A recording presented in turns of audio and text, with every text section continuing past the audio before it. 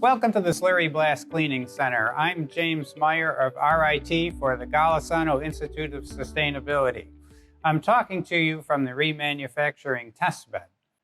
What we are demonstrating today is an approach to collect, monitor, and exchange production data from a machine that does not have that built-in capability. The equipment in this demo is a slurry-blast machine from WET Technologies, whose founder is an RIT College of Engineering Technology alumnus.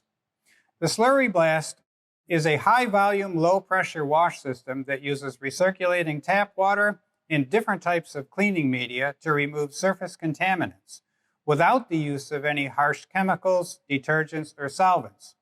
Unfortunately, it's a very loud machine, so we will leave it off for this demonstration. The type of software we are using is often referred to as a frontline execution system or manufacturing execution system. We chose Tulip software platform for our facility for multiple reasons. It's modular in nature, thereby allowing manufacturing organizations to develop specific applications valuable for their operation. Thanks to its low-code interface, it is easier to use for personnel with no computer programming background. And lastly, their pricing seemed affordable for small to mid-sized manufacturing companies.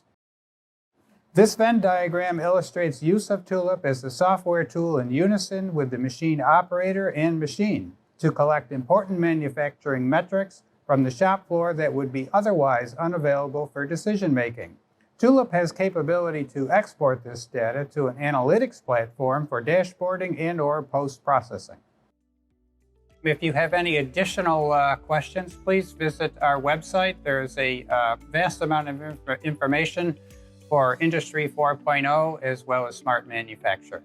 Have yourself a nice day. I'm James Meyer.